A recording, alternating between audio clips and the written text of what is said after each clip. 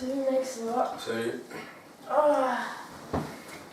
Elle est passée où la statue? Je l'ai mis au grenier, je trouvais qu'elle faisait trop glauque. Ah, dommage, je l'aimais bien. Ah putain, on va se faire chier aujourd'hui. Comme d'hab. Oh. Quentin, Bah oui, mais qu'est-ce que tu branles? Pourquoi tu parles? T'es le caméraman? c'est aujourd'hui, la vidéo.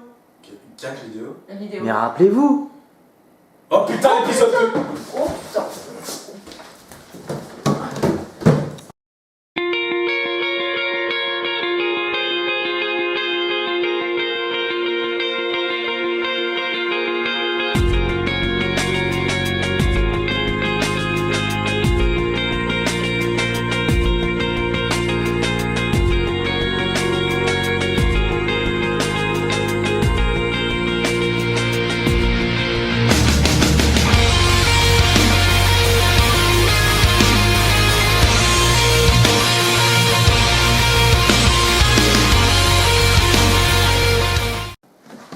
Ah putain de merde! Ah, excusez-moi. Yo tout le monde, aujourd'hui dans l'épisode 2 de Livre et Secret, on va voir la dystopie. La dystopie, mais qu'est-ce que c'est, vous me direz? La dystopie est un sous-genre de la science-fiction apparu au milieu du XXe siècle. L'exemple le plus probant pour moi est 1984 de George Orwell. Ce roman illustre parfaitement ce qu'est la dystopie, donc le contraire de l'utopie, c'est-à-dire l'utopie c'est un monde parfait où tout va très bien, le bonheur, la joie, tout ça. Dans ce roman donc la dystopie c'est que en fait le monde est complètement régi par un gouvernement supérieur, Big Brother pour ceux qui connaissent. En fait tout le monde est mis sur écoute, tout le monde est surveillé, il y a des caméras partout et la vérité est sans cesse réécrite, donc il n'y a jamais de vraie vérité. Il n'y a que ce qui plaît au gouvernement qui est réellement réel. Après, il y a plein de genres de dystopies différentes, c'est vraiment selon l'imagination des gens. Le tout, c'est de retrouver certains codes, c'est-à-dire l'humanité condamnée, ou alors les libertés sont bafouées, il n'y a plus d'espoir, plus de bonheur, bref, c'est la dèche. La dystopie est très pratique et permet de faire passer un message. En effet, souvent les auteurs aiment mettre en garde leurs lecteurs par rapport à l'égoïsme des humains, aussi la corruption et tous les défauts rattachés à l'humanité. En général, dans les dystopies, on retrouve des régimes totalitaires qui ont fait tomber la démocratie. Attends, je te coupe. Totalitaire, du genre. Vas-y, dégage, s'il te plaît, recommence Mais pas. il faisait bien un régime totalitaire, si Oui, j'ai bien oui, compris. non mais les nazis, oui, mais comme Staline, les soviétiques, tout ça. Ah d'accord. Non, ça recommence. Des régimes totalitaires qui font tomber la démocratie, comme dans Hunger Games par exemple. Hunger Games, attends, c'est pas où il y a un personnage, c'est des oreilles pointues, un arc, il s'appelle Legolas je crois d'ailleurs. Le Seigneur des Anneaux, putain, c'est pas Hunger Games ça. Ah ouais mais elle a un arc. Legolas c'est un peu une femme quoi. Il a pas un arc à poulie. Ouais ça va, putain. Mais on peut aussi retrouver des dystopies comme dans le film 2012 mettant en scène des catastrophes naturelles, ce qui n'est pas du tout pareil. Donc oui, on peut aussi mettre en garde par rapport aux catastrophes écologiques. Le Wattpad que l'on va voir aujourd'hui s'appelle Loxima. Locataire, non? L'Ocima, mais l'Ocima, bon sang, c'est pas difficile à comprendre. Excuse-moi. Son œuvre se nomme Le Jeu ou The Game. Non mais le jeu, ça suffit en fait. Donc avant de vous parler de ce livre, le jeu, je vais d'abord vous parler de l'Ocima, l'auteur. Alors qui est l'Ocima? C'est un jeune homme qui est... Jeune femme, non? Non, c'est un jeune homme. Pour avoir parlé avec lui, je sais que c'est un jeune homme.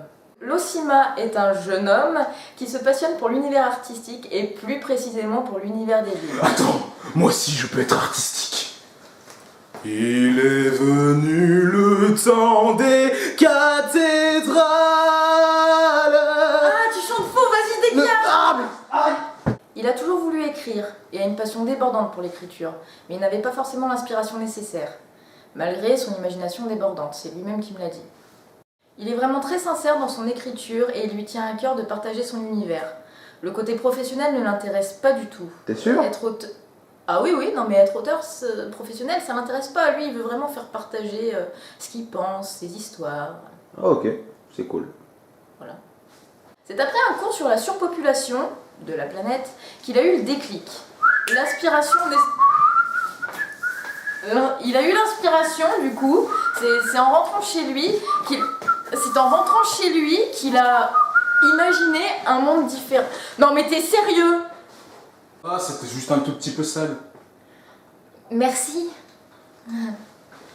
C'est donc en rentrant chez lui qu'il a repensé à ce cours et qu'il s'est imaginé un autre monde où la planète serait réellement surpeuplée au point de devenir presque inhabitable et que les ressources viendraient à manquer.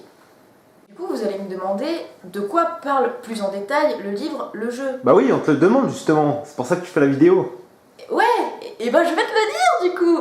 Donc le jeu est une dystopie, comme on l'a expliqué précédemment, et met en scène un couple dans un foyer, donc Jean et Sabine. J'ai d'ailleurs trouvé ça très bien que les prénoms soient français, ça fait toujours plaisir. Français avec son bon vin rouge et sa baguette de pain. Ouais, sauf que là on va y venir, justement, il n'y a plus de baguette, il n'y a plus de pain, il n'y a plus rien. Ah, dur. Un couple, Jean et Sabine et leur petit garçon. En fait, le gouvernement déjà en place est renversé par un groupe étrange anarchiste qui va assassiner le président. Et ils vont mettre en place un jeu qu'ils appellent le jeu. Et petit à petit, des personnes vont mystérieusement disparaître, dont Jean. Et ils vont se retrouver dans ce programme... Don Juan.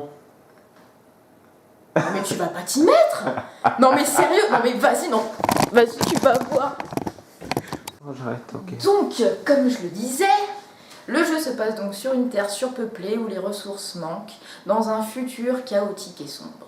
L'histoire est rondement menée et l'écriture de l'Osima est vraiment exceptionnelle. Le lecteur se laisse aisément emporter dans l'histoire et je conseille ce livre à tous ceux qui aiment le principe de la dystopie et le suspense. En conclusion de tout ça, aujourd'hui on a vu la... Et moi aussi, je peux faire chier. Alors tu dis quoi maintenant, hein? Connard. ces belles paroles sur l'Osima et sur la dystopie. On a choisi plusieurs œuvres qui pourraient vous intéresser, surtout que certaines, vous les connaissez. Conseillons donc la trilogie des Hunger Games, mais également Divergente, et, pour taper plus dans le classique, 1984 et La ferme des animaux de George Orwell. Belle parole que se termine le deuxième épisode de Livret Secret, et merci Chloé. Mais merci Max. Et merci à vous qui regardez la vidéo. Si vous avez aimé, n'hésitez pas à partager. Et sur ce, je vous dis à bientôt sur les internets. À bientôt. Bon, c'est quoi maintenant, PS3 ou PS4? Bah, L'ombre du Mordor sur PS4 ou sinon Assassin's Creed sur PS3. Les deux, ça serait cool. Allez. Laissez tomber les jeux vidéo, mes amis. Je viens de trouver ça dans le grenier. T'es sérieux, tu l'as piqué à la statue? Et alors, il y a un problème, elle est pas vivante la statue. C'est bon quand même, ça se fait pas, t'es... Oh, ça va. Mais en tout cas, grâce à ça, j'ai eu une putain d'idée pour l'épisode d'après.